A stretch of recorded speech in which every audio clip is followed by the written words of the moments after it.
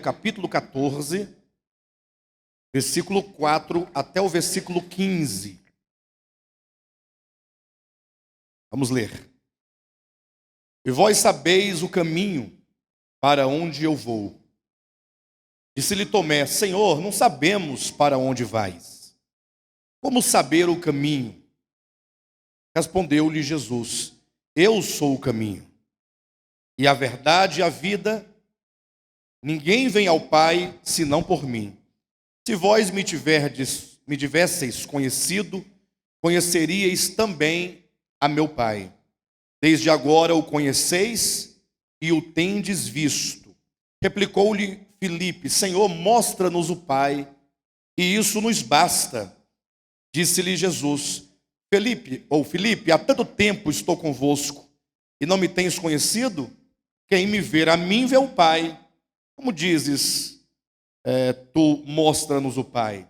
Não crês que eu estou no Pai e que o Pai está em mim?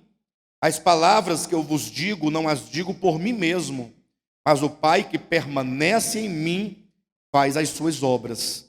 Crede-me que eu estou no Pai e o Pai em mim. Crede ao menos por causa das mesmas obras. Em verdade vos digo que aquele que crer em mim fará também as obras que eu faço, e maiores fará, porque eu vou para junto do Pai. E tudo quanto pedirdes em meu nome, isso farei, a fim de que o Pai seja glorificado no Filho. Se me pedirdes alguma coisa em meu nome, eu o farei. Se me amais, guardareis os meus mandamentos. Amém, queridos? Maravilha. Quantos estão felizes de estar aqui mais uma vez? Amém? Deus é bom, Deus é misericordioso e nos concede essa graça de podermos dar seguimento a esta conferência. Começamos ontem, e ontem nós não pudemos terminar toda aquilo que seria exposto, que estava preparado, em razão do tempo. Hoje nós temos um pouquinho mais de tempo. Eu quero apenas lembrar os irmãos do ponto onde nós paramos ontem. Ontem nós falamos sobre a casa do Pai, não foi? A casa do Pai, falamos sobre a ilusão do filho, a prodigalização, como que ele se tornou um esbanjador e dissipou seus bens, e tudo isso em razão da decisão do seu coração de não permanecer na casa do Pai, de não estar sujeito ao Pai, de não se depender ao Pai celestial. Vimos como que o homem, ele chega a esse estágio de ilusão exatamente quando ele transita do estágio da inconsciência para o estágio de consciência. Ou seja, quando lá em Gênesis 3, Moisés representa esse fenômeno pela árvore do conhecimento do bem e do mal. A árvore do conhecimento do bem e do mal, no primeiro momento, não é algo negativo, não é algo que Deus tivesse proibido. Uma leitura coerente dos textos de Moisés, comparando a outros textos da Bíblia, sobretudo a João capítulo 6, nós fizemos ontem a comparação. Vamos perceber que o homem criado, fatalmente, ele passaria pela árvore do conhecimento do bem e do mal. O homem criado potencialmente intelectual, um homem que trazia em si essa capacidade, haveria um dia de desenvolver tais capacidades intelectivas para se tornar, em atualidade, um homem intelectual, ou seja, um homem conhecedor do bem e do mal, como o próprio Deus testificou dizendo: o homem se tornou como um de nós, conhecedor do bem e do mal. E aqui é exatamente o ponto. É neste ponto, quando o homem se torna conhecedor do bem e do mal, quando o homem discerne, e olha que essa experiência de Adão, nós costumamos falar muito de Adão. Adão caiu e agora, pronto, está todo fadado. E é verdade, existe uma queda coletiva, universal de todos os homens, mas o fato é que todo homem, ou todo ser humano, individualmente, ele tem o seu momento de intelectualização. Que momento é este? Que momento é este? Todo homem, individualmente, por exemplo,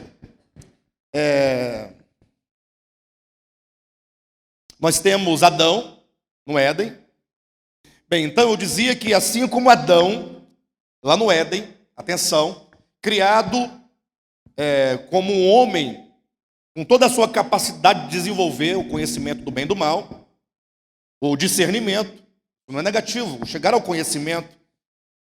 Assim como Adão teve esse momento de transição, todos os homens agora individualmente também têm o seu momento. Uma criança, quando nasce, ela nasce potencialmente intelectual, sem o discernimento do bem e do mal, porém, nós sabemos que ao atingir determinada idade, ela vai se tornar uma pessoa intelectual em atualidade. E a criança, então, vai crescendo, vai se desenvolvendo, e aos poucos essa faculdade vai... E nós sabemos que todos os homens, fatalmente, eles acabarão entrando pelo caminho da ilusão.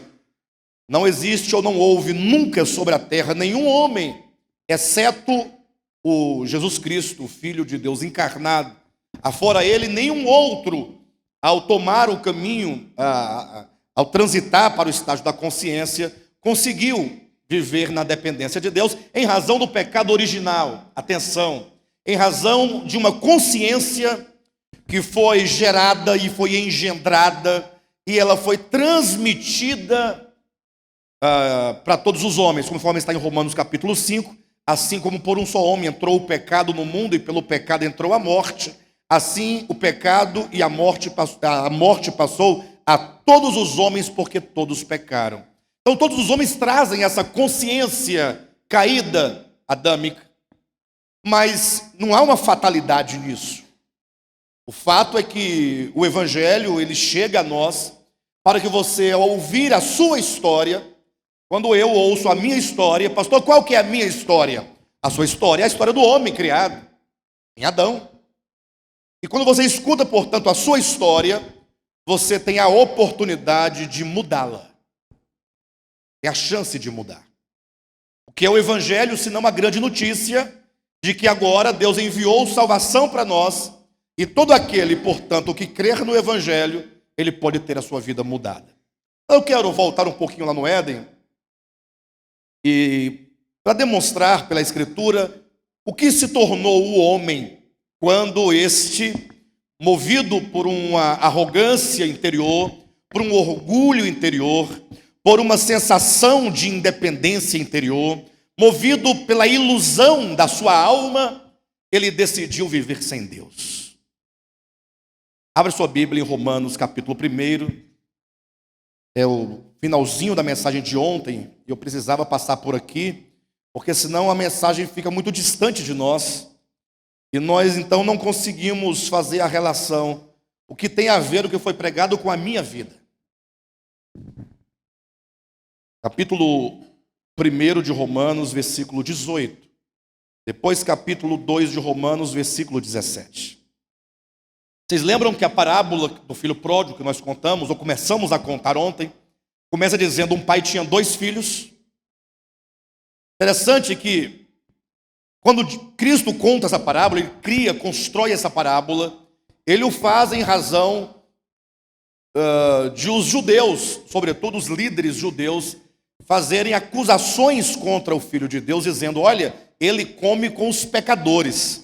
Porque ele se assentava com prostitutas, com publicanos, né? E ele comia com essas pessoas, bebia com essas pessoas.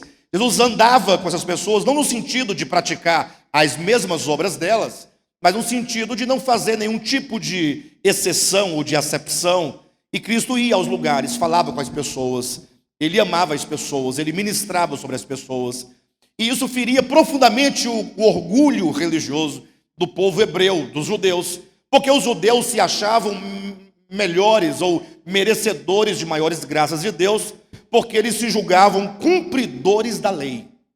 Quem, portanto, não estava de acordo com o judaísmo deles, era chamado pelos judeus de os pecadores. Então os judeus assim, nós somos judeus, o povo de Deus, e os demais são os pecadores. Então os judeus tinham um alto senso de justiça em razão do cumprimento da lei.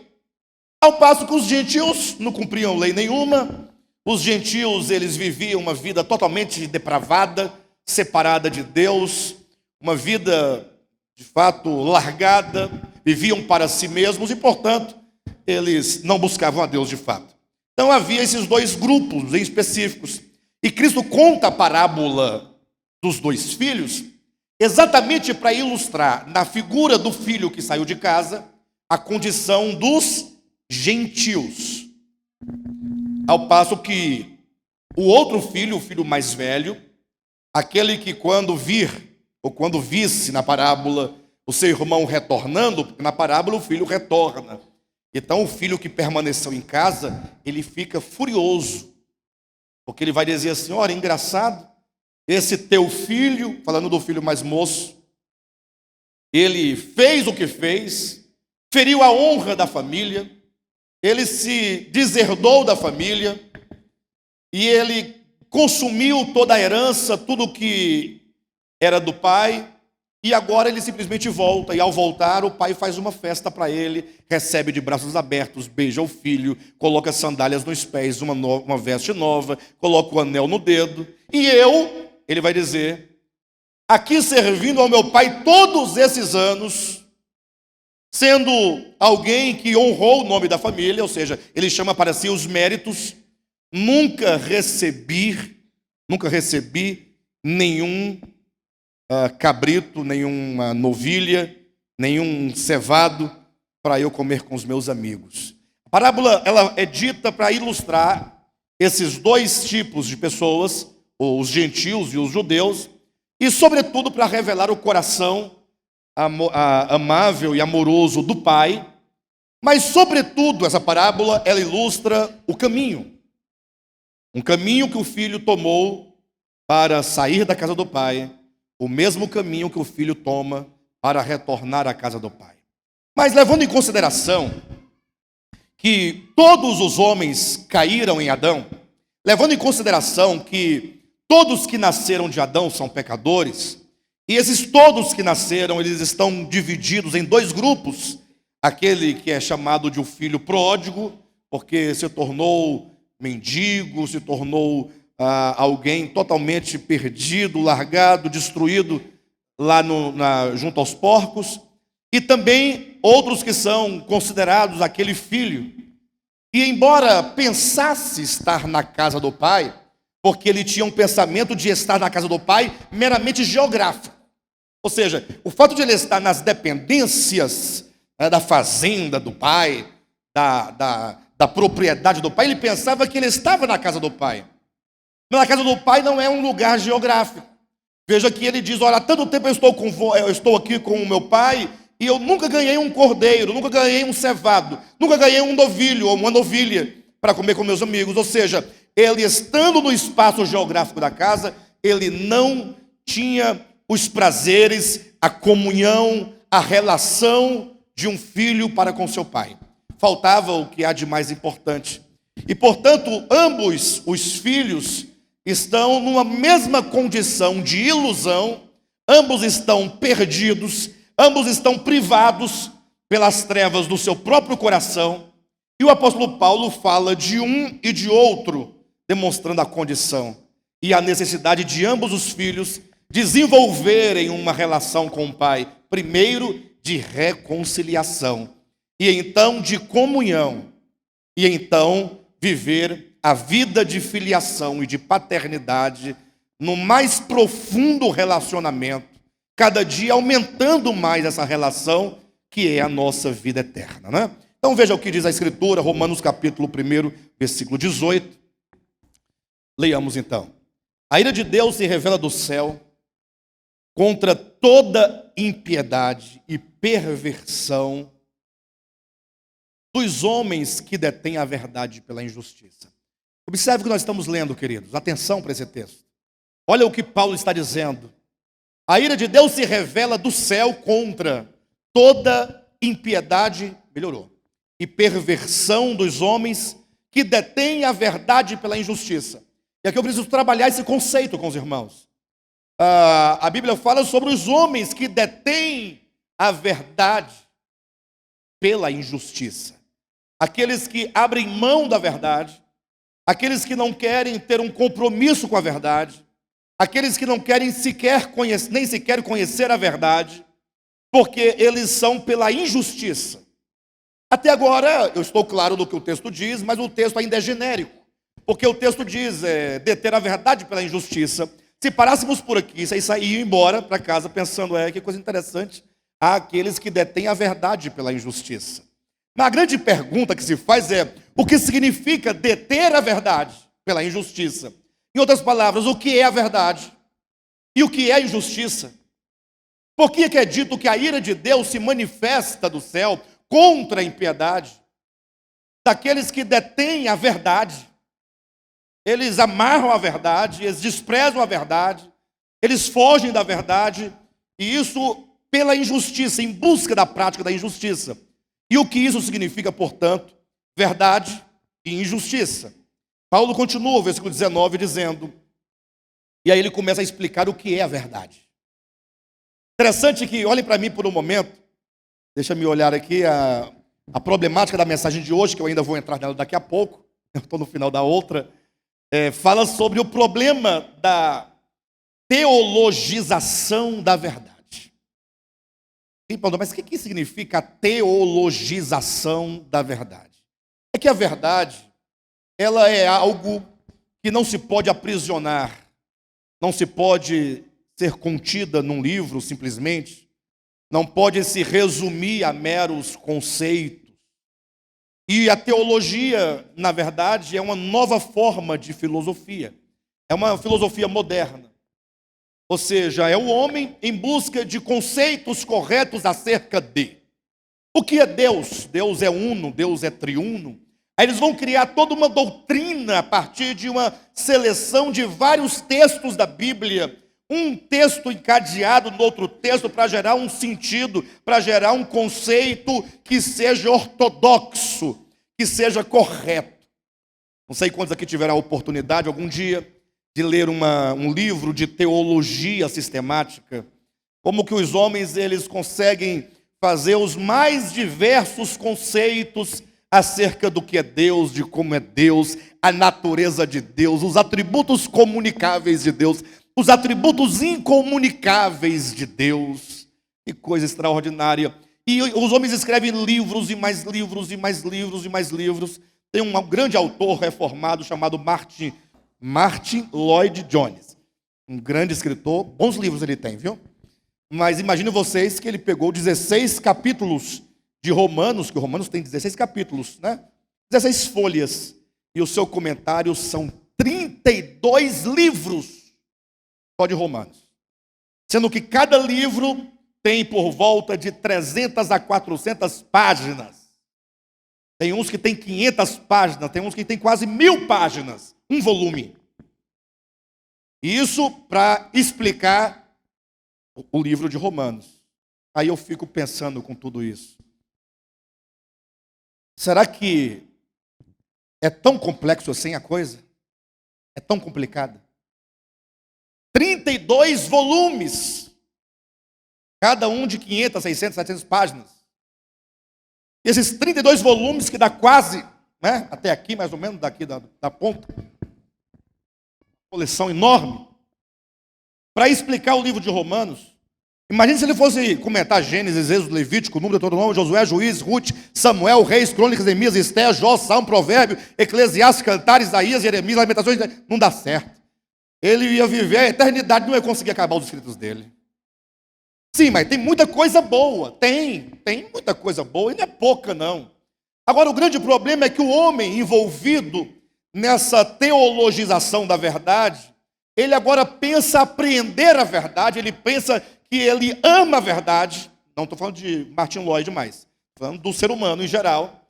O homem pensa porque agora ele compreendeu aquela teologia ortodoxa, ou semi-ortodoxa, e aí agora ele tem aquilo, ele compreendeu, e ele ensina, ele explica, e agora o homem pensa que ele ama a verdade, ele pensa que ele tem a verdade, ele pensa que ele prega a verdade, ele pensa que ele é o dono da verdade, ao passo que isso não tem o poder de mudar a vida das pessoas.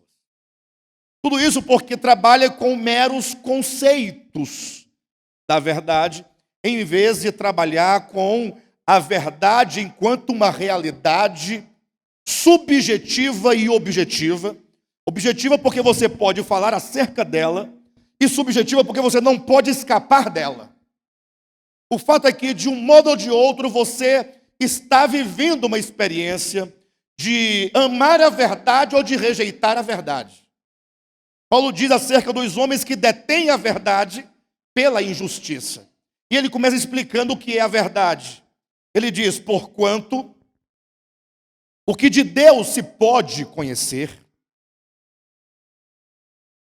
lógico, o que de Deus se pode, porque não se pode conhecer Deus de modo absoluto. Ele é muito grande para ser apreendido plenamente pelo ser finito, que é o homem. Então, aquilo que dele se pode conhecer, aquilo que é possível ao homem conhecer dele, ele diz: é manifesto entre eles porque Deus lhes manifestou. Então, o que é a verdade? Seguindo o pensamento do apóstolo, a verdade, o que é a verdade? Porque o que de Deus se pode conhecer foi manifestado entre eles, porque Deus lhes manifestou. Aí os homens estão preocupados. Tantas coisas.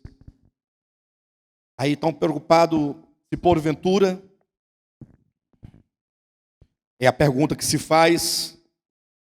Muitas vezes, nós até comentávamos isso agora lá em casa, na casa do pastor Giovanni. Quem escreveu o livro de Hebreus? E aí? É a preocupação. Aí outros estão preocupados em saber qual é o sinal que Deus colocou na testa de Caim. O povo quer saber. Aí vem um mais esperto do que os outros e fala assim: com quem Caim se casou? Tudo isso enche o coração das pessoas, é a busca que elas têm. Outros perguntam assim: qual era o espinho na carne de Paulo? Aí uns que são mais espirituais falam: não, pessoal, vamos nos preocupar com aquilo que é devido. Deve-se ou não praticar o lava-pés na igreja? As mulheres devem ou não usar o véu? Deve-se ou não guardar o sábado? Olha que a preocupação das pessoas são das mais diversas possíveis. Os homens querem saber de tudo, mas nada que mude o coração e mude a alma. Paulo está dizendo: olha, a verdade é Deus. Deus é a verdade. Ele é a única realidade de todo o universo. E esse Deus que é real, que é criador, ele se manifestou aos homens. Aquilo que é possível conhecer de Deus foi manifestado. Deus é a verdade. Amar a verdade é amar a Deus. Buscar a verdade é buscar conhecer a Deus. E todos os homens podem conhecê-lo, porque é dito que o que de Deus se pode ser conhecido foi manifestado. Ele diz no versículo 20: porque os atributos invisíveis de Deus, assim o seu eterno poder, também a sua própria divindade, claramente se reconhecem por meio das coisas que foram criadas. Tais homens são, por isso, indesculpáveis. Então eu já sei o que é a verdade. A verdade é Deus revelado, é Deus manifestado ao homem, é Deus que, embora seja grande, seja espírito, seja infinito, mas ele se mostra e ele se revela nas coisas criadas, nas pequenas coisas, numa flor, numa criança, num rio, nos pássaros, nas árvores. Em tudo se pode ver um Deus de amor, um Deus de bondade, um Deus de misericórdia, um Deus bom, um Deus santo, um Deus maravilhoso, um Deus justo. Ou seja, onde quer que o homem esteja, ele não terá desculpa de falar que não conheceu a Deus. Porque os atributos invisíveis de Deus, assim como o seu eterno poder e a própria divindade, são manifestados por meio das coisas que foram criadas. É como que o homem, no mais longínquo lugar possível, onde nunca chegou lá uma Bíblia, nem um Alcorão, nem não sei o quê, nenhum profeta, nenhum nada, mas o homem, ao olhar para a criação, para todas essas coisas, ele pode falar assim: olha, eu não sei muito sobre esse assunto, mas quem fez tudo isso é muito bom. E eu sei que não pode ter sido meu vizinho quem fez tudo isso, porque o homem nada pode criar. Nada. O homem só transforma as coisas. Mas criar a vida, ou trazer a existência, trazer a vida, ele não pode. O homem não pode manipular, fazer um alimento. Todo alimento que é feito, se industrializado, não é feito. Está dizendo, industrializado. Mas o homem não pode fazer arroz. Então, eu vou fazer arroz. Arroz não pode ser feito. Ele já foi criado por Deus e estar aí. O homem não pode criar nenhum ovo para ele fritar e comer. Não existe tecnologia, conhecimento, meios, nada para produzir esse alimento. Tudo é de Deus. O homem não pode criar uma árvore. Ele pode manipular, fazer incesto, mistura, mas ele não pode criar, trazer a existência, trazer vida às coisas. Então o homem só pode dizer, olha, eu não sei muito sobre Deus, sobre esse ser, que eu não sei o nome, mas eu sei que esse que fez tudo isso é digno de ser adorado e de ser honrado, porque tudo que temos, porque tudo que somos, provém desse ser que eu não sei quem é, mas eu o adoro na medida, na proporção daquilo que eu posso entender, que eu posso ver. Não é sem razão que um dos grandes, ou o grande mandamento da Escritura é: amarás ao Senhor teu Deus. Mas que tanto eu devo amar a esse Deus? Que tanto? Você tem que fazer muita coisa. Vai ter que fazer um curso de teologia, uma pós-graduação em divindade, depois você vai ter que fazer um DVD em divindade. É PhD. Imagine só, não, Jesus fala, a Bíblia fala, amarás o Senhor teu Deus, é de todo o teu coração, não é na proporção do coração do outro. O outro talvez tenha um coração muito largo, muito amplo, o seu talvez seja mais estreito, mas Deus não quer saber de quantidade, Ele quer saber de qualidade. Amarás o Senhor teu Deus de todo o teu coração, de toda a tua alma, com todo o teu entendimento. Mas, pastor Alexandre, meu conhecimento é pouco, meu amor ainda é pouco, tudo é muito estreito, mas se você entregar o todo, por mais que seja pouco, mas se é o todo, você está na medida da vontade de Deus. E então, o apóstolo continua dizendo, agora a partir do versículo 21, o que é a iniquidade? Se é a verdade, é Deus revelado, é Deus manifestado, é Deus que se dará a conhecer. O contrário disso, ele fala dos homens que detêm a verdade pela injustiça, ele começa a dizer o que é injustiça. Porquanto, tendo conhecimento de Deus, não o glorificaram como Deus. Isso aqui é o início da queda. Quando o homem ganha, adquire o quê? Conhecimento de si, conhecimento do mundo e, sobretudo, conhecimento de Deus, que há um Deus, que há um Criador, que há uma fonte, que há um Pai. O que fazer neste momento? O que fazer? Se não se render a este Pai, adorar a este Pai, e amar a esse Pai, e servir ao Pai Celestial, mas não tendo conhecimento de Deus, não o glorificaram como Deus, nem lhe deram graças. Ontem a proposta da nossa reflexão e aplicação da palavra, era acerca do ateísmo prático. O que é o ateísmo prático? É porque existe, primeiramente, o ateísmo filosófico. O ateísmo filosófico é um sistema de pensamento que nega categoricamente, por meio de silogismos, a existência de um Deus. Então, na história, houve aí vários pensadores que filosoficamente procuraram estabelecer suas proposições e suas fundamentações do pensamento para dizer, não, Deus não existe. Aí você fala assim, mas isso é um absurdo. Aí como é que Deus não existe? Você questiona. Não, porque se Deus não existe, então nada mais existe, porque como é que pode ser? Aí você talvez nunca tenha lido as proposições desse sistema ateístico, ou talvez você não tenha nem interesse em ler essas coisas, porque você tem a plena convicção de que há um Deus. Mas não, eu não sou ateu, eu sou um crente. Crente no sentido, eu tenho uma fé na existência de um Deus eterno e verdadeiro. Eu digo, maravilha, você é menos mal.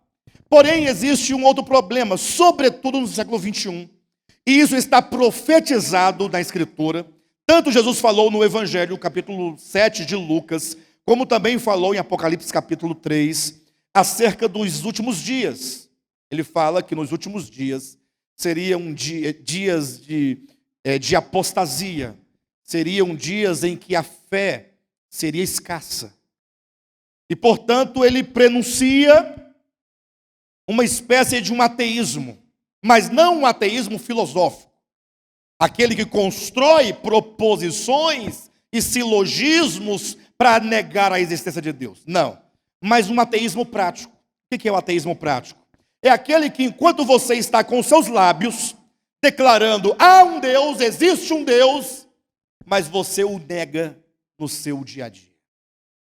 Você nega. Você não está nem aí para ele. Você vive como se ele não existisse. Não, eu sei que ele existe, mas é problema dele. Por quê? Porque, embora digamos muitas vezes que nós cremos, fazemos exatamente como diz aqui no capítulo 1, versículo 21. Não o glorificam como Deus, nem lhe dão graças. Não há um sentimento profundo, interior, diário, em todos os momentos, de um reconhecimento. Há um Deus, há uma fonte, Ele é o único. Somente a Ele são devidas toda a adoração, e você glorificá-lo pelo dia, glorificá-lo pelo alimento, você agradecê-lo pela vida, pela sua existência, pela sua saúde, pelos seus filhos, pelo alimento, pelas suas capacidades que você possui, pelos dons que você possui, pela sua força de trabalhar que você tem. E você sabendo então no final do mês, quando você recebe aquele dinheiro, que é um mero símbolo de posse, de propriedade, e você então paga suas despesas, e você compra ali o alimento, você fala, olha, mas tudo isso provém de Deus. Inclusive a Bíblia, eu me citei agora, Apocalipse capítulo 3, fala da igreja de Laodiceia, falando da igreja cristã dos últimos dias. E é dito que essa igreja, ela procedeu da seguinte maneira, ela diz acerca de si mesma, sou rico e abastado, e não preciso de coisa nenhuma. Repita comigo, somos ricos e abastados, e não precisamos de coisa nenhuma. Agora repita com seu coração, sou rico e abastado, e não preciso de coisa alguma. Você é isso? Será que o Alexandre é isso? Não é para se acusar nem acusar o outro, mas temos que em algum momento parar e pensar, puxa, como é que anda a minha fé? Refletir um pouco acerca dessa relação entre o pai e filho. Será que porventura eu não estou procedendo exatamente como diz o texto? E aí você fala assim, pastor, mas eu acho que eu não me encaixo aqui. Ou talvez eu me encaixe, eu não sei, eu estou na dúvida. Tem como apontar no texto alguma coisa que torne mais clara essa questão para mim? Aí eu quero te levar, portanto, para o versículo 28 em diante. Vou saltar aqui vários versículos por causa do tempo. Vocês poderão ler todo o restante do texto em casa. Mas do 28 em diante diz assim, e por haverem desprezado o conhecimento de Deus. O que o homem deveria fazer lá no Éden? Quando ele se deu por gente, se deu por si, do outro, da criação e de Deus. E o que ele deveria fazer quando ele adquiriu conhecimento? Tornou-se conhecedor do bem e do mal. Não deveria o homem agora canalizar este conhecimento, instrumentalizar este conhecimento para conhecer a Deus? Haja vista que a vida eterna consiste em conhecer a Deus. Não deveria o homem agora falar assim, puxa vida, diferentemente de todos os outros seres, os animais, eu posso conhecer a Deus e, portanto, eu quero conhecer a Deus, eu quero desenvolver esse relacionamento com Deus, porque na medida em que eu o conhecer, eu o amarei mais e mais. Mas o que aconteceu? E por haverem desprezado o conhecimento de Deus, o próprio Deus os entregou a uma disposição mental reprovável. Ou seja, Deus falou assim: então você não quer me conhecer, não quer desenvolver um relacionamento comigo, não quer viver na minha casa. Na casa do Pai tem muitas moradas. Na casa do Pai tem pão em abundância. E o homem, não, eu quero viver a minha vida. Eu sou o filho pródigo. Eu estou cheio de ilusão. Eu acredito que eu sou rico, eu sou abastado, de que eu não preciso de coisa alguma. E o pai fala assim: mas é porque você não consegue perceber que você nessa condição é pobre. Você em si mesmo e por si mesmo é pobre, cego, nu, miserável. O homem não tem condições de si mesmo. Só que o homem, movido pela ilusão, ele diz: não, eu vou. E o pai, e aqui é onde que entra uma questão fundamental da verdade. O pai podendo pegar uma vara boa, dar nas costas do filho, eu faria isso. Você pode até ir, mas você só vai depois que você levar umas varadas boas. Me respeitar, rapaz, sou teu pai. Olha para minha cara. Você está achando que eu sou o quê? E você acha que você é o quê? Pensa que eu sou assim? Tem mais, se quiser ir, você vai. Mas separar os bens e dividir, não, vai se virar você. Não é assim que nós fazemos? Ou tentar dissuadi-lo da ideia de todas as formas, todos os meios. E Deus falou: vou orar lá para ver se o meu filho não vai embora. Não, simplesmente o pai, cheio de amor, e é um aspecto da verdade que eu admiro muito, porque tendo ele o poder de mudar a situação. Eu sou o Criador, eu sou Deus, eu vou mudar essa disposição no seu coração. Você não vai querer mais sair. Ou então eu vou te criar com uma certa liberdade, mas não com uma liberdade a esse ponto. Não poderia privar o homem, limitar o homem ou não? Mas não, Deus criou o homem com a liberdade que as pessoas chamam tecnicamente de livre-arbítrio. O que é o livre-arbítrio? Olha, o homem saiu. O filho pródigo saiu de casa. Mas foi porque o pai queria? O pai do filho pródigo queria que o filho fosse embora, é isso? Sofrer? Não. Contrariou a vontade do pai. Só que o pai, agora o nosso Pai Celestial, quando ele nos criou com essa capacidade de compreensão, de interpretação, de decisão. E ele, sabendo que nós faríamos mau uso, ainda assim ele nos deu essa capacidade. E sabendo ele que nós usaríamos para o mal, ele não negou nos dar essa ou tal capacidade. Porque o homem é assim: olha, eu vou te dar um carro, viu, filho? Carro para você andar na cidade, ter a carteira. Agora, filho, é o seguinte, você tem que andar na linha, né? Porque se você não andar na linha, papai vai ter que pegar o carro de volta. Eu não vou nem colocar o carro no seu nome. É seu, porém, no meu nome. Aí depois o filho faz tudo errado e o pai se arrepende de ter dado o carro. Não é assim que nós somos ou não? Ou tem alguém aqui que é diferente? Não. Até quando nós damos um dinheiro para um mendigo na rua, você, depois que dá o dinheiro, quer controlar o dinheiro na mão dele, porque você acha que o dinheiro ainda é seu. Não, mas fui eu que dei, ele não pode beber pinga. Pode, se você deu o dinheiro para ele, agora é dele. E ele faz o que ele quiser com o dinheiro. Não, mas fui eu que dei. E se fui eu que dei, ele tem que fazer do jeito que eu quero que ele faça. Vai ter que comprar pão. E o bebo fala: mas eu não quero comer pão. O que você quer? Comer o quê? Uma sopa? Não, eu quero beber pinga. Você fala: não, pinga não. Ele fala: mas eu quero. Você fala: não. Não é assim que nós somos ou não é? Mas Deus é tremendo, Ele deu essa capacidade de decisão na nossa vida. E sabendo que nós faríamos uso, mau uso, Ele ainda assim deu. E quando nós então falamos: nós vamos sair de casa, Ele disse: você quer ir?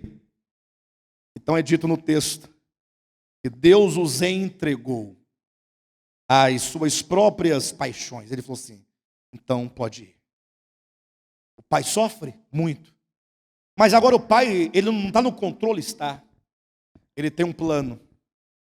Ele vai se revelar a todos os seus filhos. Os filhos um dia saberão quem é Deus. E quando o homem descobre quem é o pai, ele entende o pai, porque a luz vai brilhar e resplandecer no seu coração, este homem vai voltar voluntariamente. Movido tão somente por um amor profundo pela casa do pai e pelo próprio pai. E agora, com a sua volta, a sua vida, enquanto filho, nunca mais será a mesma. Não será uma relação de pai e filho, do ponto de vista jurídico. Você é meu pai, eu sou seu filho, porque tem o sangue, tem um DNA, tem as provas, portanto tem a herança. Não é essa relação. É uma relação de comunhão, de amor, de laços. Mas quando o homem, ele deseja sair e ir embora, Deus fala: você quer ir? Então vá. E olha o que acontece. E por haverem desprezado o conhecimento de Deus, o próprio Deus os entregou a uma disposição mental reprovável para praticarem coisas inconvenientes. Aí os homens agora, ao saírem da casa do pai, começam a praticar coisas inconvenientes. Pastor, o que são coisas inconvenientes? Pastor, eu estive com vocês tal dia, em tal lugar, e vocês estavam praticando coisas inconvenientes. Porque eu os vi bebendo cerveja. Eu vi ontem o Vinícius bebendo. Eu vi. Cadê o Vinícius? Não esconde não, cabra. Eu vi. E você, num dado momento, cantava música de Marília Mendonça. Mas você cantava numa coisa, você estava cheio. Você cantava com alegria. Isso são coisas inconvenientes? É isso que a Bíblia está falando? O problema é que as religiões e as igrejas, os homens que estão na liderança, para manipular as pessoas, eles vão criando toda sorte de doutrina humana, como ensina Jesus Cristo em Mateus 15, Marcos capítulo 7, Paulo ensina em Colossenses capítulo 2, e em tantos outros lugares da Escritura. Os homens vão criando tipos de doutrinas para manipular as pessoas, para que você pare de viver, para que você pare de existir, e você ficar dominado e manipulado por um homem, às vezes pior do que você, e você servindo àquele homem ao invés de servir a Deus. Mas a Escritura fala o que são coisas inconvenientes. Versículo 29, cheios de toda injustiça. E começam aqui as coisas. Injustiça. Os cristãos têm um problema grave, e eu vou dizer. Eles são cristãos, são crentes. Primeiro problema grave que eles têm. Não que eles sejam cristãos quanto a Cristo, mas porque eles têm uma religião, chamada religião, que é o cristianismo. E agora eles são orgulhosos, porque eles dizem: nós vamos para o céu. Eles dizem: nós somos os escolhidos. Eles dizem: nós somos chamados. Eles dizem: nós somos comprados pelo sangue de Jesus. Eles dizem: e nós somos o povo de Deus. E lá fora está todo mundo perdido. E Deus já preparou um lago de fogo e enxofre, com demônios para queimar a todas as almas que não são do nosso grupo, do nosso rebanho, da nossa igreja, da nossa denominação, porque não se veste como nós, não come como nós, não são abstêmios como nós. Porque eles fazem isso com os cabelos e nós não fazemos. Nós somos todos, as mulheres não se depilam na nossa igreja, são mongas, peludas. E as lá de fora, porque são do diabo, são todas. Engraçado, porque tudo é de Deus, tem que ser ruim. E do diabo tem que ser bom. Por qual motivo? Me explica. Tudo que é de Deus é triste. Festa de crente. Todo mundo sério. Como diz o Vinícius, todo mundo de cara. Paz do Senhor. Aí não tem uma música. Não vou colocar, peraí. Aí coloca Shirley Cavalhais, Oséias de Paula. E o povo vai para a festa de gravata e paletó. E as irmãs com aquele roupão comprido. Ruim. A festa não dura 1 hora, bateu parabéns, aí não tem nada para fazer. Gente, estou indo, dá licença. Não tem alegria, porque nada pode fazer, não pode dançar, não pode se alegrar, não pode pular. Porque Deus é assim. Aí o diabo vai lá fazer a festa, aí o povo fica até de manhã. Até de manhã, pulando, ninguém cansa. Por que... Será que esse Deus é o Deus verdadeiro? Um Deus ruim, um Deus calado. No céu ninguém pode falar um pouquinho mais alto, porque vai tirar aquela aura celestial, aquele clima. Não, queridos, o problema é que os cristãos, não individualmente, ninguém pode falar de ninguém na sua, mas enquanto sistema, enquanto ismo, cristianismo, enquanto aspecto coletivo observável, o que se percebe é que eles estão cheios de coisas, fazem coisas, porém eles não se preocupam com a injustiça. A injustiça em todos os aspectos da vida humana. Eu não tenho como aqui começar a fazer toda uma descrição de cada um desses elementos, senão eu passaria uma mensagem para falar sobre a injustiça. Mas vocês em casa vão estudar sobre injustiça. Cheios de toda injustiça. Será que tem injustiça no meio dos cristãos? Injustiça? E eles estão preocupados com a injustiça? Estão preocupados com o quê? Não, preocupado que o Vinícius está tomando cerveja.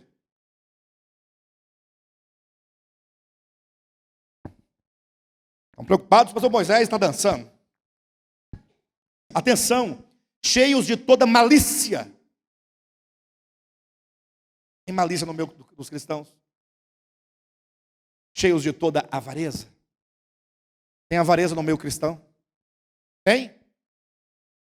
Aqui em Goiânia tem? Ou só os cristãos de Taguatinga? Lá tem muito, aqui eu não sei. Aqui não deve ter não, né? Cheios de toda avareza e maldade. Possuídos de inveja. Homicídio. Contenda. Dolo. Malignidade.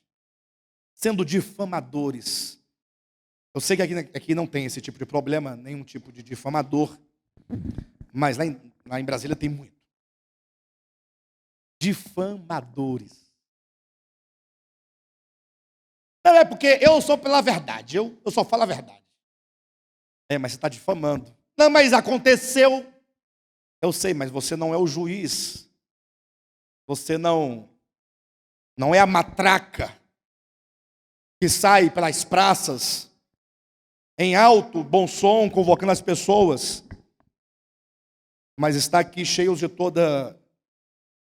sendo difamadores. 30, caluniadores, aborrecidos de Deus, insolentes, soberbos, presunçosos, inventores de males, desobedientes aos pais, insensatos, pérfidos, sem afeição natural e sem misericórdia. Essa é a condição do homem que não reconheceu em Deus o seu senhorio. Não quis vir na casa do Pai. E tendo conhecimento de Deus, não lhe deu graças e também não lhe adorou, não o reconheceu. Capítulo 2, versículo 17 de Romanos, ele continua dizendo: se porém tu que tens por sobrenome judeu e repousas na lei, e te glorias em Deus, olha, esse povo aqui se gloria em Deus. E aqui ele fala assim, não, nós somos o povo de Deus. No caso aqui específico, diretamente, os judeus. Mas por extensão, qualquer um de nós. Versículo 18. Que conheces a sua vontade. Quem conhece a vontade de Deus? E aprovas as coisas excelentes, sendo instruído na lei, que estais persuadido de que és guia dos cegos, luz dos que se encontram em trevas, instrutor de crianças, mestre de crianças, ou melhor, instrutor de ignorantes, mestre de crianças, tendo na lei a forma de sabedoria e da verdade, tu, pois, que ensinas a outrem, não ensinas a ti mesmo? Pois tu que pregas a outro, ou tu que pregas que não se deve furtar, furtas. Dizes que não se deve cometer adultério e o cometes. Abominas os ídolos e lhes roubas os templos. Tu que te glorias na lei, desonras a Deus pela transgressão da lei?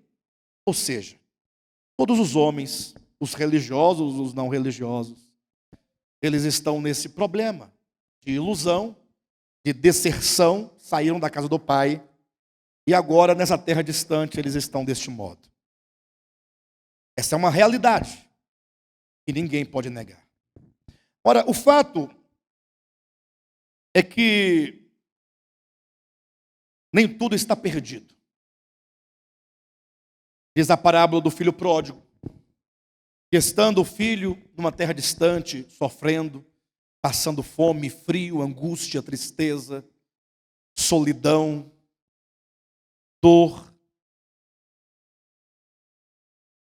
Um dia ele, diz a Escritura, capítulo 15 de Lucas, versículo 16, salvo engano, diz assim: e caindo em si.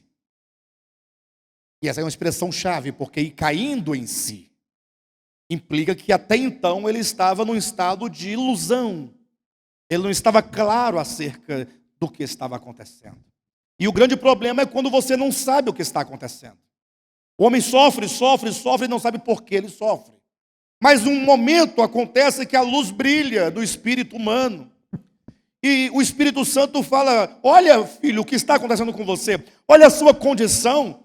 Você não precisa estar aqui. Você tem um pai e você tem uma casa. E por que você não volta para a casa do pai? E caindo em si, disse o filho consigo mesmo: voltarei. Não, ele diz: enquanto eu estou aqui morrendo de fome, na casa do meu pai há pão com fartura. E lá na casa do meu pai, até os empregados, os jornaleiros, eles comem pão abundantemente. E eu aqui passando fome. Ele entende, ele reconhece. O que significa que os homens, de uma maneira geral, quem quer que seja, onde quer que esteja, eles precisam chegar a este momento de sobriedade. A esse momento em que ele se lembra do pai, e ele sabe que ele tem um pai, e ele se lembra da casa do pai, e ele sabe que toda a riqueza para uma vida abençoada, uma vida que seja de fato plena, uma vida abundante, ele tem que entender isso, está na casa do pai. Aí ele começa a compreender. Não é sem razão que Jesus disse para os seus discípulos: não se turbe o coração, credes em Deus, crede também em mim. Na casa do meu pai há muitas moradas, e eu vou preparar lugar para vocês. E quando eu for e preparar, virei outra vez e vos levarei para mim mesmo, para que onde eu estou estejais vós também. Ou seja, o Cristo de Deus, ele veio ao mundo para dizer a todos os filhos pródigos, a todos os desertores, todos aqueles que um dia, movidos por ilusão, se afastaram, seja judeu ou seja gentil, para falar assim: olha, eu vim para abrir um caminho de reconciliação. E agora eu vou abrir esse caminho, é necessário. Foi preciso que eu me fizesse homem, e é preciso que eu, enquanto homem, não somente eu morra, mas também eu ressuscite. Quem ressuscitou foi o homem Jesus e não o Cristo de Deus, porque o Cristo de Deus nem mesmo morto pode ser, porque ele é a vida, e a morte não pode matar a vida.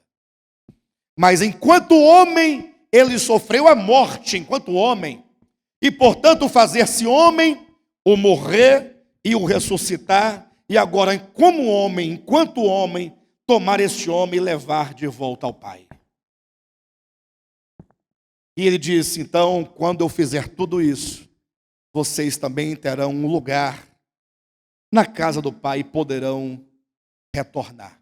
E diz a Bíblia que o filho então, levantando-se, o filho pródigo, disse: eu voltarei para a casa do meu pai. E aí ele começa os primeiros passos do seu retorno. E eu quero perguntar para vocês aqui esta noite. Eu sei que todos aqui são cristãos. Mas cabe muito bem essa pergunta, a despeito de sermos ou não cristãos. Ser cristão, no sentido histórico da palavra, é pertencer a uma religião. Você poderia ser um budista, você poderia ser um muçulmano, você poderia ser qualquer outra coisa. E cabe, portanto, a todas essas pessoas, de toda e qualquer religião, a seguinte pergunta. Primeira, as seguintes perguntas. Você já caiu em si? De que há um Deus, há uma fonte, há um Pai? De que há a casa do Pai, de que você deve voltar à casa do Pai? 2, você já começou a dar os primeiros passos em direção nesse caminho de retorno à casa do Pai? Ah, pastor, o que é isso? Você vai até brincadeira uma coisa dessa. Eu tenho 35 anos de convertido, pastor. Não, eu não perguntei isso. Não estou falando do seu batismo nas águas, no dia que você levantou a mão para aceitar Jesus. Tudo isso talvez tenha sua importância, mas isso não implica necessariamente uma ou a reconciliação com Deus. Infelizmente, nós ainda só conseguimos ver o tema reconciliação do ponto de vista teológico. Nós pensamos, não, se você levantar a mão, se você aceitar a Jesus, se você se batizar, você está reconciliado. Isso é mentira. Reconciliação é um ato do coração. Ocorre aqui dentro, quando uma profunda necessidade de Deus começa a pulsar, e você fala assim: puxa vida, a minha condição longe do Pai não é legal. E eu necessito de voltar. E se todas as igrejas evangélicas acabarem, se todos os pastores morrerem ou se desviarem, eu tenho uma necessidade. Não é uma questão de igreja organizada, institucionalizada. Não é isso. Se todo mundo não quiser mais, você fala: eu vou sozinho, porque eu tenho uma necessidade. Está aqui dentro. Aí eu fico chateado, fico triste, quando eu vejo pessoas que não entenderam nada do Evangelho. Cadê o fulano? Não, o fulano, ele saiu da igreja. Por quê? Não, se decepcionou com o pastor fulano. Não dá para entender. Quer dizer que a sua fé, a sua motivação era o pastor fulano? E se o pastor fulano te decepcionar, matar 1000 pessoas, for preso, for pego na Operação Lava Jato, ou qualquer outra coisa que tenha uma gravidade, uma dimensão, aí você vai deixar o Pai Celestial, a casa do Pai Celestial, esse relacionamento, esse caminho de reconciliação que só vai acabar quando nós entrarmos na eternidade. Nós não temos como regressar, eu percorrer esse caminho de um dia para a noite, não é possível isso. Só é possível numa perspectiva teológica, da perspectiva orgânica da vida, da existência. Nós estamos dando espaços, estamos caminhando, como dizia, não salvo engano, Cássia Ellen, ou pelo menos ela canta: estou indo de volta para casa. Estamos indo de volta para casa, não é? Que maravilha aquela irmã, né? Que benção que ela foi. Mas estamos caminhando de volta, é um processo longo, é um processo doloroso. Cada passo em direção é uma decisão. Conversão, arrependimento, relacionamento com Deus, reconciliação, redenção, não são doutrinas, mas são passos que você dá e você experimenta tudo isso que o Pai nos deu. E na medida que nós caminhamos, na medida que nós experimentamos, nós vamos sendo destruídos deste homem de ilusão, deste homem adâmico, deste homem que ainda está dentro de nós, mas no seu espírito você vai caminhando, dizendo: não preciso voltar. E aí o Evangelho vai trabalhando, é pouco a pouco, é de dia em dia, é de glória em glória. é de fé em fé. Você já começou a dar os primeiros passos? Estou perguntando em direção à casa do Pai. E aqui tem um detalhe, eu preciso falar isso para os irmãos. A religião acabou conosco e nos fez perder muito tempo. Estou com 42 anos e comecei a entender algumas coisas. Se talvez eu tivesse compreendido quando eu tinha 10 anos de idade, a minha vida seria hoje outra. Eu falo espiritualmente falando. Mas eu vivi enganado por muitos anos, anos a fio. E minha mãe não tinha culpa e talvez os meus líderes também não tivessem culpa. Eu sei que esse processo histórico é muito complexo. Mas independentemente de culpa ou não culpa, eu vivi enganado muito tempo. Uma vida religiosa, baseada em coisas, baseada em costumes, baseada em ritos.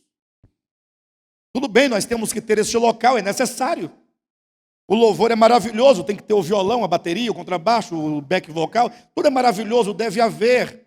Você deve congregar aos domingos, sim, meio de semana, talvez, trazer uma oferta, é preciso. Tudo isso é necessário, mas tudo isso, a somatória dessas coisas, não se constitui na vida cristã efetiva. Essas coisas são necessárias em razão do nosso ser social e da nossa necessidade do outro. Mas vida cristã, ela independe de qualquer organização. Ela independe. E às vezes nós confundimos, achamos que todo esse envolvimento, entre aspas, com a obra, nos faz cristãos. E os crentes estão todo mundo aí esperando Jesus voltar. E Jesus esperando eles voltarem-se para ele. E aí eu não sei quem está mais cansado de esperar. Se é a igreja cansada de esperar Cristo que não vem, ou se é Cristo esperando a igreja chegar que também não vai. Porque nós estamos todos iludidos com os afazeres de uma vida cristã meramente mecânica, artificial. Pastor, mas em que consiste a vida cristã? Fala para nós. Não, Jesus que vai dizer. E isso é tão verdadeiro, o capítulo 14 de João, voltando lá para o início. Jesus disse, depois de ele dizer nos versículos 1, 2 e 3, do Pai, da casa do Pai, das moradas da casa do Pai, e no versículo 3, da necessidade que nós temos de voltar à casa do Pai, de voltar ao Pai. E Cristo veio fazer isso, ele veio para nos preparar a esse lugar na casa do Pai. Aí Jesus diz no versículo 4, e vós sabeis o caminho para onde eu vou.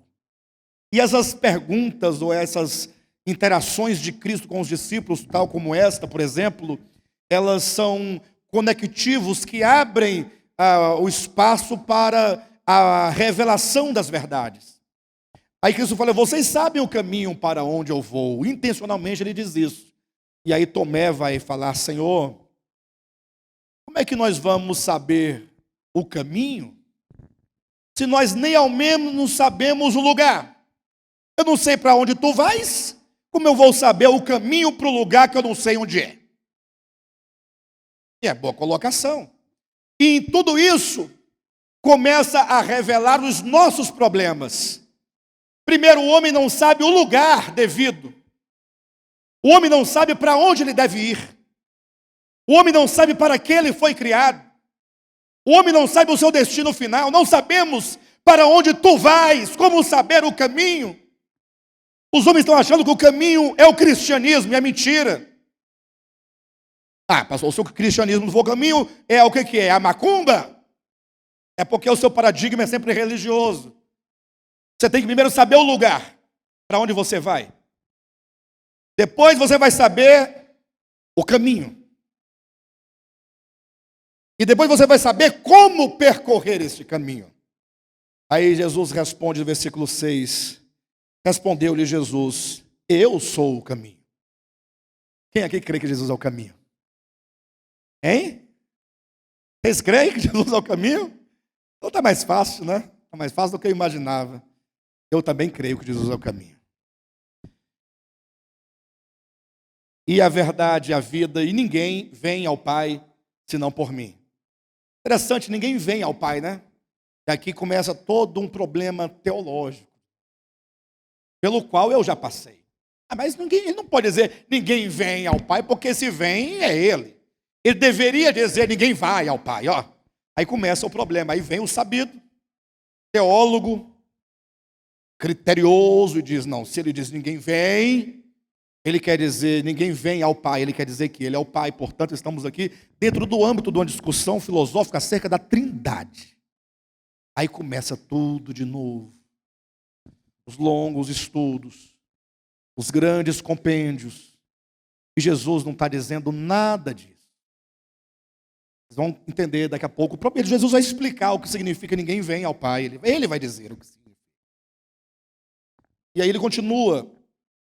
Se vós me tivesseis conhecido, conheceríeis também a meu Pai. Desde agora o conheceis e o tendes visto. Replicou-lhe Filipe, Senhor, mostra-nos o Pai e isso nos basta.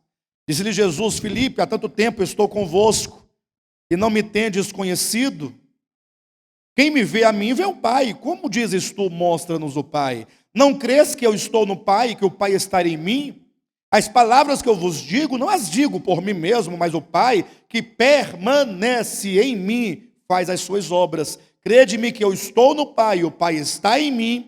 Crede ao menos por causa das mesmas obras. Em verdade vos digo que aquele que crer em mim também fará as obras que eu faço e outras maiores fará, porque eu vou para junto do Pai. E então Jesus começa a dizer, olha, nós temos alguns problemas aqui. O primeiro, vocês não sabem para onde ir, porque não sabem para onde eu vou. Consequentemente, não sabem o que é o caminho, não sabem qual o caminho que leva ao lugar onde vocês não sabem que há, o que existe e que é devido. E terceiro, vocês não conhecem o Pai. E todo o problema está neste ponto, não conhecer o Pai. Na verdade, nós perdemos a casa e o rumo de casa quando nós, iludidos em nós mesmos, movidos pelo espírito de queda de Satanás, ou de Lúcifer caído, quando disse, eu subirei acima das mais altas estrelas, e estabelecerei o meu trono no lado norte, e eu serei semelhante ao Altíssimo. Ou quando o homem lá no Éden, ouvindo a voz da serpente que lhe disse, olha, se você comer do fruto, ou se você se alimentar do fruto, ou se você fizer do conhecimento do bem e do mal o seu sustento, você não morrerá. É mentira do pai. O pai disse isso, foi assim que Deus disse. Ah, foi desse modo, sim. Não, para. Você não conhece o Pai, você está por fora, você acabou de nascer, você acabou de entrar no mundo. Eu não, eu sou o primeiro dos príncipes, eu acompanho tem muito tempo. E esse tal de Pai, essa tal de fonte, esse tal de Deus, ele é perverso. Ele quer um pretexto para te matar. Ele é mau, ele é tirano. E aí começou a falar uma série de coisas para o homem. E dentro do homem, portanto, uma série de coisas da sua mente, no seu coração, foi fazendo com que ele tivesse uma má imagem, uma má impressão, um perverso conceito acerca do Pai. Quando o filho disse, pai, dá-me a parte dos haveres que me cabe, que eu vou me embora, ele não o disse porque conhecia o Pai. Pelo contrário, ele não conhecia o Pai. Ele tinha toda forma de entendimento equivocado acerca do Pai. O espírito de Satanás, como está em João capítulo 8, versículo 44, ele é o pai da mentira, e ele vive mentindo desde o princípio. A grande função do espírito de Satanás é mentir, sobretudo acerca do Pai. E aí nós tivemos toda uma vida cristã baseada em falsos conceitos acerca do Pai. Mentiram para nós acerca do Pai. Nos contaram muitas mentiras acerca do Pai. A maioria dos conceitos criados acerca de Deus na religião cristã, a maioria dos conceitos são conceitos perversos contra Deus. São conceitos difamadores de Deus. Um dia desse eu fiquei surpreso, porque nós entendemos à luz da Escritura. O próprio Cristo declarou isso 3, 4 ou mais vezes, dizendo, olha, vocês querem me matar. Vocês querem me matar. Falando da morte dele. E vocês querendo me matar, dizem que são filhos de Deus. Não há Jesus pergunta, não há um problema nisso? Como é que vocês, sendo filhos de Deus, querem me matar se eu sou filho de Deus? Se vocês fossem filhos de Deus, vocês me amariam, porque o Pai me ama e, consequentemente, não iriam querer me matar. Mas vocês querem me matar porque vocês são filhos do diabo, e o diabo é mentiroso, e é pai da mentira, e ele é homicida desde o princípio. Portanto, a Escritura diz que quem matou Jesus na cruz do Calvário foi o diabo, por meio de homens perversos. Jesus falou: e vocês querem me matar porque vocês querem satisfazer os desejos do vosso pai. Que desejo? De me matar, de me ferir. Já está lá em Gênesis capítulo 3, versículo 15. O descendente da mulher vai esmagar a cabeça da serpente, e ela vai ferir-lhe o calcanhar. Ó, é o diabo que faria isso. Mas não, nos ensinaram que é o pai que está matando o seu filho. E que o pai não pode ficar satisfeito e não terá descanso enquanto não despejar toda a sua ira sobre o seu filho.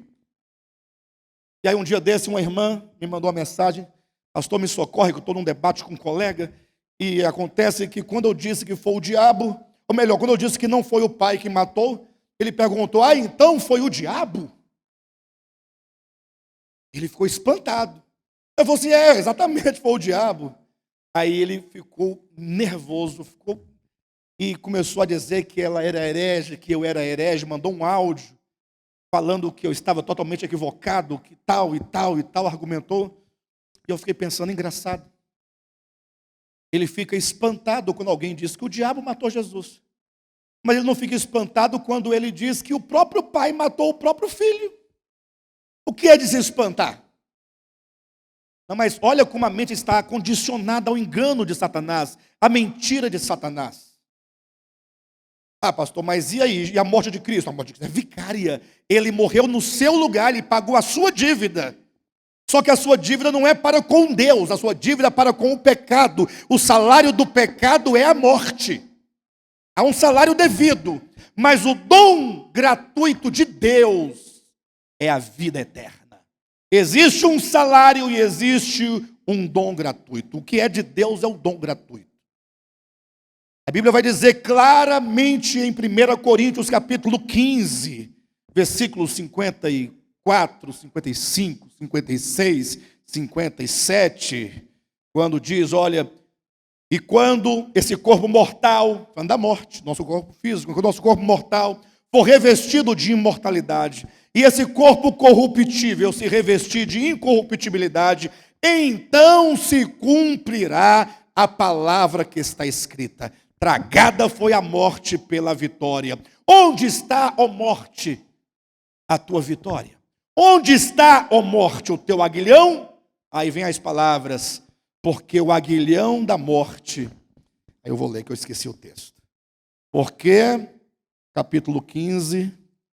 porque o aguilhão da morte é o pecado. A morte quer te matar. Certo? A morte quer te matar. E ela tem um ferrão para te furar. A morte quer te matar com um ferrão. E qual que é esse instrumento da morte? Porque o aguilhão da morte é o quê? Ah, então a morte vai pegar o pecado para te ferir. E a força do pecado é o quê? É a lei. E onde é que entra Deus aqui na história? Entra aqui no versículo seguinte: graças a Deus que nos dá a vitória. Puxa vida, Deus veio em Cristo para vencer a morte, para derrotar a morte, porque a morte é o último e pior inimigo que será vencido. A morte não é de Deus, não procede de Deus, dele só procede vida, luz, amor, mais nada. Todas as coisas boas procedem do Pai. Já dizia Tiago na sua epístola: todo dom perfeito procede do Pai das luzes. Todo dom perfeito. Agora, morte, miséria, pecado, destruição, ferir, magoar, bater, sangrar, não procede do Pai. Como é que diz lá na sua Bíblia, 1 João capítulo 2, rapidamente. Capítulo 2, versículo 16. Porque tudo o que há no mundo, a concupiscência da carne, a concupiscência dos olhos, a soberba da vida, não procede do Pai, mas procede do mundo. Não procede.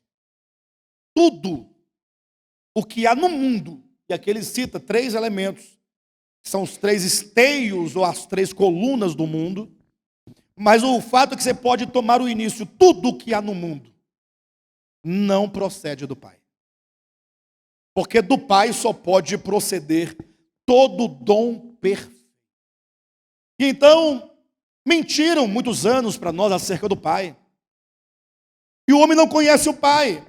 E está lá depois, Filipe dizendo, Senhor, mostra-nos o Pai.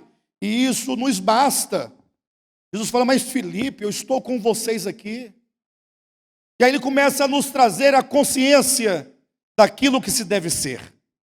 Ele diz, olha, entenda uma coisa. Na casa do meu pai há muitas moradas. Presta atenção nisso. E eu vou preparar lugar para vocês, para que onde eu estou. Senhor, mas o Senhor está aqui na minha frente. Calma. Para que onde eu estou, estejais vós também. Então, esse lugar é um lugar espiritual. Sim ou não? Para que onde eu estou, vocês também estejam. Mas, Senhor, o Senhor está aqui na nossa frente, nós estamos onde o Senhor está. Calma. Vocês não acreditam que eu estou no Pai? E que o Pai está em mim? Ou seja, quando ele diz, ninguém vem ao Pai, ele quer dizer, o Pai está aqui em mim, e eu estou nele. Mas de repente Jesus coloca uma coisa estranha, que parece negar o que ele disse, porque ele falou, eu estou no Pai, o Pai está em mim. De repente no versículo 12 ele diz, em verdade vos digo que aquele que crer em mim fará também as obras que eu faço, e outras maiores fará, porque eu vou para junto do Pai. Senhor, para, volta, espera aí um pouquinho. O Senhor acabou de dizer, eu estou no Pai, e o Pai está em mim. Se você está no Pai, o Pai está em você, como é que você diz, eu vou para junto do Pai? Ele não já está? Sim ou não? O Pai já está no Filho? E por que o Filho vai para junto do Pai? E aqui nós vamos entender algo muito necessário. O fato é, a primeira premissa dessa verdade, é que como o apóstolo Paulo ensinou em Atos capítulo 17, versículo 28, todos nós somos filhos de Deus. Todos nós, seres humanos. Todos os homens são filhos de Deus. O próprio Cristo declarou, dizendo, a ninguém chameis de Pai, porque um só é o vosso Pai Celestial. O apóstolo Paulo também em Efésios, no capítulo 4, versículo 6, ele diz, olha, há um só Deus e Pai, que está em todos e... Como é que diz? Ele está em todos e ele se move por meio de todos. Há um só Deus e Pai que está em todos e se move por meio de todos. Não alimente a presunção de achar que Deus só está nos crentes, nos evangélicos e só se move neles. O texto lá é claro, é um só Deus e Pai de todos e que se move em todos e que está em todos. Em Atos capítulo 17, versículo 28, o apóstolo Paulo diz, todos vós ou todos nós, e ele se dirigia a uma assembleia de pagãos, de gregos em Atenas, e ele dizia, olha, vejam, todos vocês comigo e todos nós somos família de Deus, somos prole de Deus, somos descendência de Deus, e nele nós existimos, nele nós nos movemos, e nele nós existimos, nele. Isso porque a vida de Deus e o sopro de Deus é que nos faz existir. Diz que lá em João capítulo 1, versículo 4 diz, e a vida que nos trouxe à existência estava nele. E portanto essa vida em nós é o que Jesus fala, o Pai está em mim. Então diga categoricamente, o Pai está em mim. O Pai está em você? Creia nisso. Você pode falar como Jesus, o Pai está em mim. Agora a grande questão é, e você está nele? Esse é o ponto. Ah, pastor, mas se o Pai está em mim, eu estou nele. Sim, é um fato que o Pai está em nós. Agora, e como é essa questão? Você está no Pai, a sua consciência, o seu coração, a sua alma, suas faculdades, elas estão completamente amalgamadas no amor do Pai, na vida do Pai, em plena harmonia com o Pai, em independência do Pai, em reconhecimento que não há outra fonte, não há outro Deus, não há outro meio, não há outra base, não há outro alimento, além do nosso Pai Celestial? Ou será que a nossa consciência ainda é uma consciência caída? Então, observe que Cristo, ele diz, olha, eu sou o caminho. Mas ele não poderia dizer, eu sou o caminho, antes de se fazer homem. Presta atenção. Enquanto o Cristo de Deus nos céus, ele é o Cristo de Deus. Para ele ser o caminho, ele tem que construir, pavimentar esse caminho. Ele tem que abrir um caminho, como diz o livro de Hebreus, no capítulo 10, que um novo e um vivo caminho nos foi aberto pelo sangue. Então ele tinha que pavimentar na história, no tempo, ele tinha que entrar na história dos homens e falar assim, eu vou construir um caminho, e uma vez esse caminho totalmente construído e pavimentado, então vocês todos poderão percorrê-lo de volta ao Pai. Aí ele diz, eu sou o caminho. Pastor, eu não entendi, ele é o caminho ou ele vai pavimentar o caminho? Ele vai pavimentar o caminho, mas esse caminho não é uma estrada que ele vai abrindo com a patrola, esse caminho é ele próprio, no ato da sua encarnação. Quando ele desce e se encarna, ele começa a construir um caminho. Se torna homem, seu viver humano, sua morte, sua ressurreição. Por que todo esse processo? Muitos perguntam por que isso. É porque Deus, o Cristo de Deus, ele falou, olha, esse homem tem que retornar ao Pai. E como fazê-lo? Ele falou assim, eu vou lá buscá-lo. Mas como? Ele poderia chegar, se materializar, pregar e falar, gente, vamos voltar, pô, bora. Não, ele se veste do homem. Uma vez que ele se veste de homem, ele se faz homem, o verbo se fez carne e habitou entre nós. Agora ele fala, este homem agora vai voltar ao Pai. Eu me vesti do homem para levá-lo de volta. Mas este homem, ele é complicado de voltar ao Pai. Pastor, mas Jesus, o homem, não tinha pecado? Sim. Só que ele se vestiu de uma humanidade que pela própria natureza estava viciada. Mas que pastor, que heresia é essa? A humanidade de Jesus estava viciada? Sim, como a sua também. A humanidade da qual ele se vestiu não era diferente do que você é enquanto carne. Enquanto homem, não enquanto pecador. Humanidade. Pastor, eu não consigo ouvir essas palavras. Para de falar. Eu digo, abra a sua Bíblia. Capítulo 5 de Hebreus, versículo 7. Ele, Jesus, para não ter dúvida de quem é ele, colocou-se aí um apóstolo. Ele quem? Jesus. Quando? Nos dias da sua, ou seja, está falando da humanidade, da peregrinação.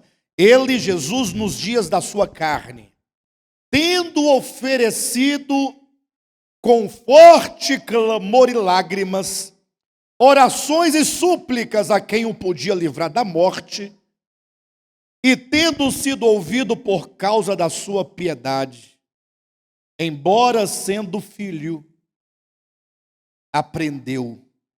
Não estou entendendo. Leitura difícil. Ele, Jesus, nos dias da sua carne.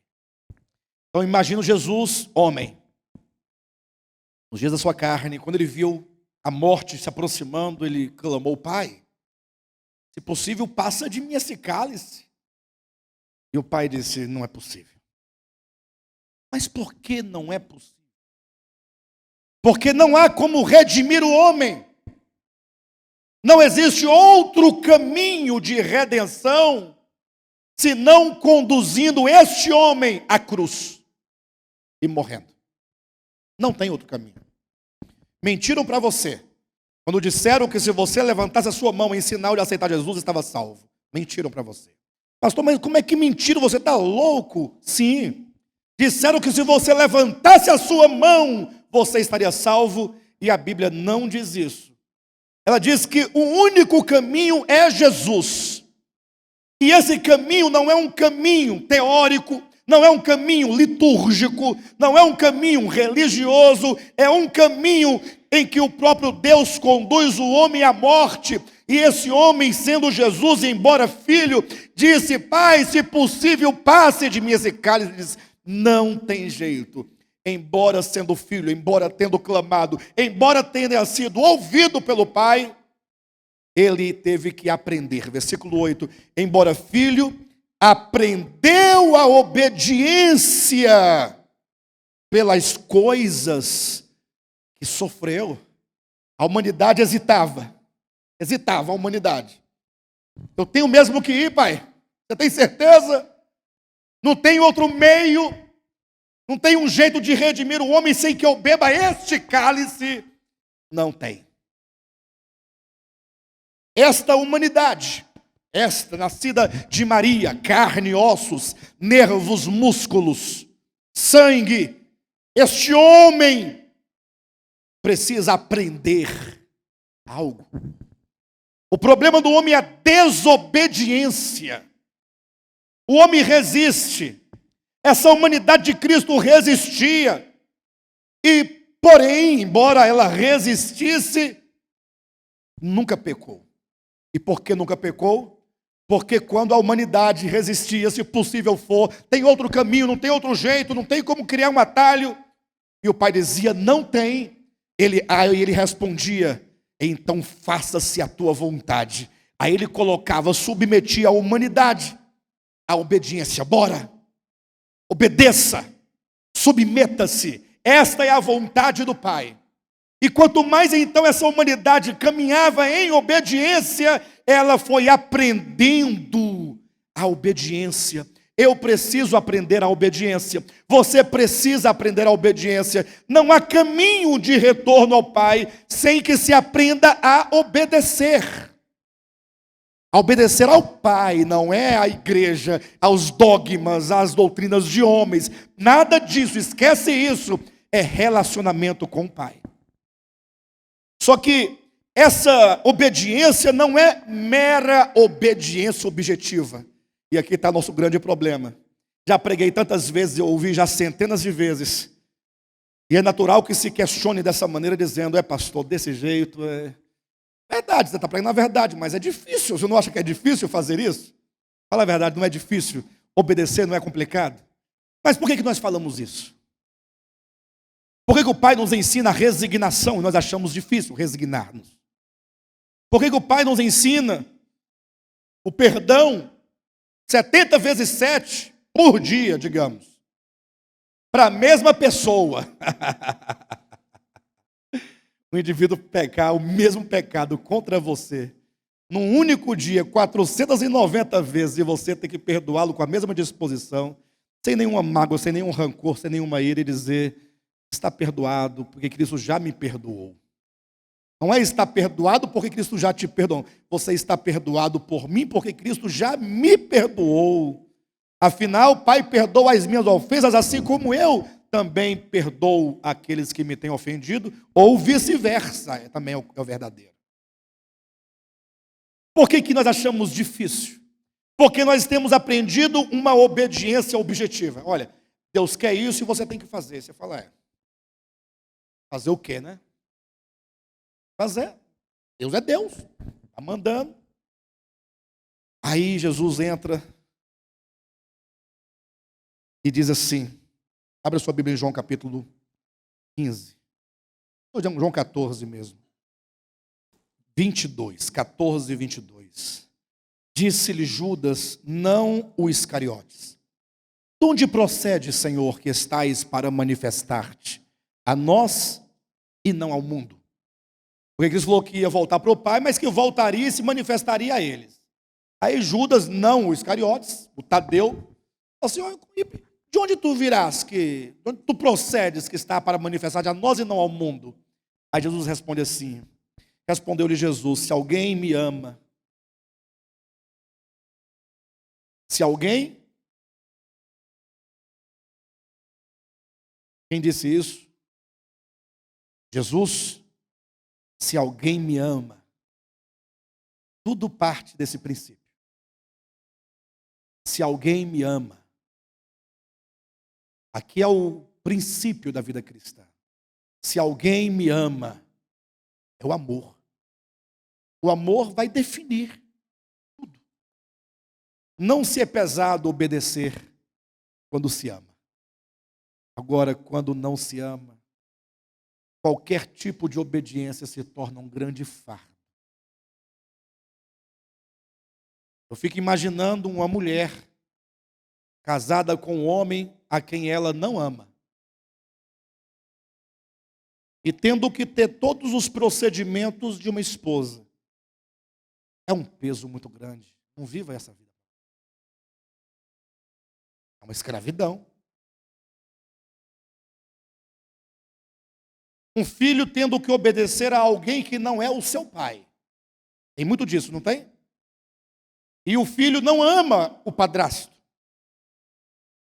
Às vezes tem ódio do padrasto em razão da própria situação de que a mãe não está com o seu pai, está com outro homem, talvez está lá dentro da pessoa ali, e ela, portanto, não ama, e ela tem resistência. E aí a mãe diz, você tem que obedecer ao teu pai. E ele diz, mas não é meu pai. Não tem como obedecer se não há amor. Jesus diz, se alguém me ama, guardará a minha palavra. O guardar a palavra é uma consequência. Puxa vida, Jesus veio ao mundo, ele falou palavras tão maravilhosas. Ele disse, olha, não se vence o mal com o mal. O mal, quando é vingado, quando é devolvido, gera um ciclo de violência. Violência gera violência, vingança gera vingança. Ódio gera ódio. Maldade gera maldade. E ele falou assim, a única maneira de você vencer o mal é você resignando-se a si mesmo. Quando lhe derem uma chicotada, quando cuspirem na tua face, colocarem uma coroa de espinho na tua cabeça e escarnecerem de ti, o que você faz? Você paga em perdão. Pai, perdoa-lhes, porque eles não sabem o que fazem. Desarma o agressor. Desarma. Aí a violência ela não tem caminho para continuar. Só se vence o mal com o bem. Em Romanos 12 diz isso. Respondeu-lhe Jesus, se alguém me ama, guardará minha palavra, e o meu Pai o amará, e viremos para ele e faremos nele morada. Quem não me ama, não guarda minhas palavras. E a palavra que estáis ouvindo não é minha, mas do Pai que me enviou. Veja que o versículo 27. Deixe-vos a minha paz vos dou. Não vou-la dou como a dá o mundo. Não se turbe o vosso coração, não se atemorize. Ouvistes que eu vos disse, vou e volto para junto de vós. Se me amasseis, alegrar-vos-íeis de que eu vá para o Pai, pois o Pai é maior do que eu. Disse-vos agora, antes que aconteça, para que quando acontecer, vós creiais. Já não falarei muito convosco, porque aí vem o príncipe do mundo, e ele nada tem em mim. Contudo, assim procedo para que saiba, ou assim procedo para que o mundo saiba. Contudo, assim procedo para que o mundo saiba que eu amo o Pai e que faço como o Pai me ordenou. Por que o filho foi obediente? Por quê? Amava o Pai. Agora o filho, ele tomou este homem, se vestiu do homem e agora falou assim, agora eu vou ensinar o caminho da obediência movido pelo amor. Amor, obediência, obediência, amor, conduziu este homem à cruz, à morte, ressuscitou este homem e uma vez ressurreto, falou assim, agora eu vou levá-lo de volta ao Pai. E aí ele ascendeu ao céu e assentou-se à direita do Pai. Aí vem a teologia dizendo, tá vendo? Assim como Jesus morreu, ressuscitou e ascendeu aos céus, nós também vamos para o céu. Ó. Arrebatado.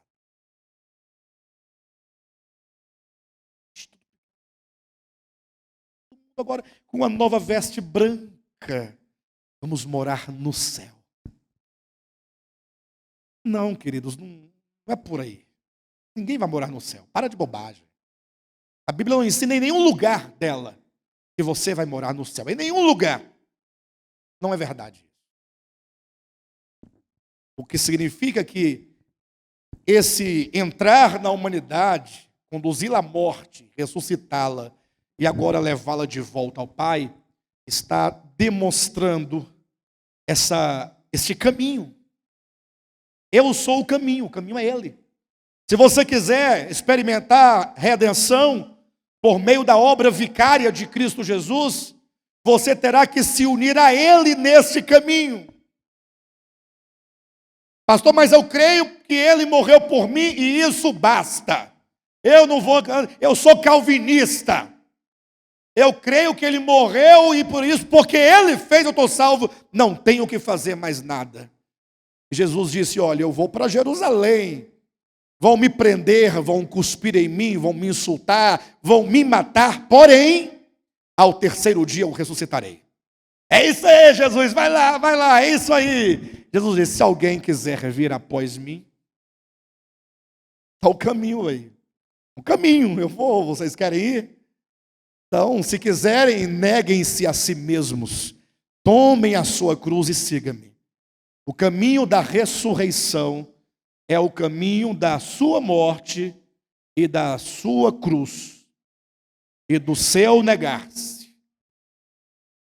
Ah, mas Cristo não morreu por mim? Sim, Ele morreu por você, lançando a base legal do perdão de pecados, do livramento da culpa e da condenação, para você trilhar este caminho. Ele disse, olha, vocês sabem para onde eu vou, e portanto vocês sabem o caminho. Tomé disse, Senhor, eu não sei para onde tu vais, que dirá o caminho. Ele falou assim, eu sou o caminho. Eu. E tem mais, eu sou a verdade. Não há salvação sem verdade. E a verdade, portanto, está personificada, a verdade está corporificada, a verdade é uma pessoa que viveu e que manifestou e que expressou a exata feição do Pai. E então nós devemos amá-lo, e quando nós o amamos, aí nós então desejamos trilhar este mesmo caminho juntamente com Ele. E aí uma consciência vai sendo formada em nós, uma nova consciência de que, embora o Pai esteja em nós, nós também devemos estar nele. Estar no Pai não é uma questão de lugar. Estar no Pai é uma questão de consciência. A reconciliação consiste na harmonização do homem com o Pai. Capítulo 15 de João, eu quero encerrar hoje à noite, lendo os primeiros versículos com vocês. Abra a sua Bíblia.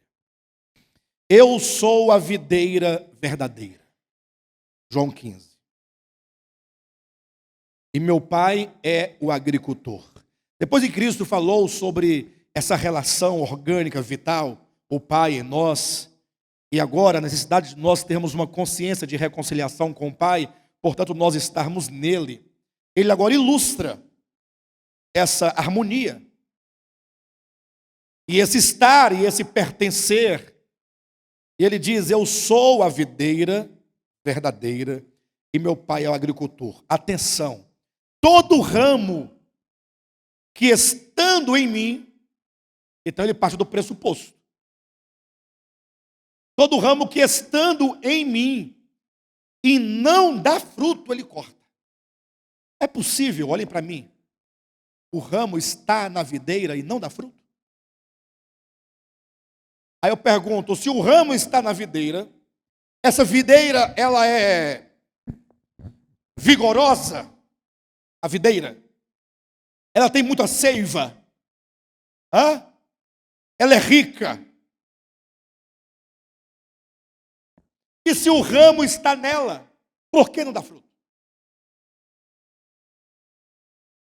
Porque se houver um ramo numa videira pobre, seca, o ramo não pode dar fruto, porque não recebe seiva da videira, ela própria está seca. Mas se Cristo diz, eu sou a videira, e portanto Ele é a vida, e sendo a vida, Ele tem tudo o que nós precisamos, como pode Jesus dizer, o ramo que estando em mim não dá fruto, Ele corta? É possível o ramo estar numa videira tão vigorosa e o ramo não dá fruto? É possível, queridos? Olha o texto. Todo ramo, versículo 2, que não der fruto, ele corta. Vou ler uma parte aí? Todo ramo que estando em mim não der fruto, ele corta. O ramo está nele, é um fato. Agora a pergunta é, você que é um ramo nele, você é um ramo nele, você dará fruto ou não dará fruto? O dar fruto depende da videira ou do ramo? Neste caso. Tudo o que precisamos para dar fruto está na videira. A fonte, a origem é ela. E ela sendo tão rica e poderosa, o ramo pode estar nela e não dar fruto. E por que o ramo, estando nela, não dá fruto? Ele continua dizendo, versículo 4, permanecei em mim, e eu permanecerei em vós. Como não pode o ramo produzir fruto de si mesmo, se não permanecer na videira, assim nem vós o podeis dar, se não permanecerdes em mim. Você é um ramo que está na videira, mas tem que ser um ramo não somente que está, mas um ramo que permanece.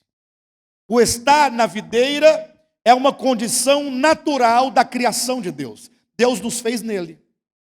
Agora, e eu desenvolvo a consciência de permanecer nele?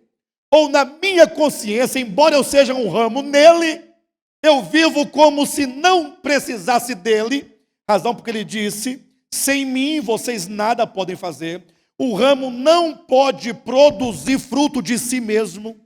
É quando eu acho que eu serei um ramo próspero, um ramo viçoso, um ramo cheio de frutos, mas sem depender dele, embora eu esteja nele. É o desenvolvimento de uma consciência. Eu estou no Pai, o Pai está em mim. E eu preciso de permanecer nessa comunhão. Nesta comunhão. Até hoje nós falamos sobre cada um individualmente no seu sair e no seu retornar. Amanhã nós vamos falar não de cada um individualmente, mas de todos nós enquanto um só corpo, a fim de que todos sejam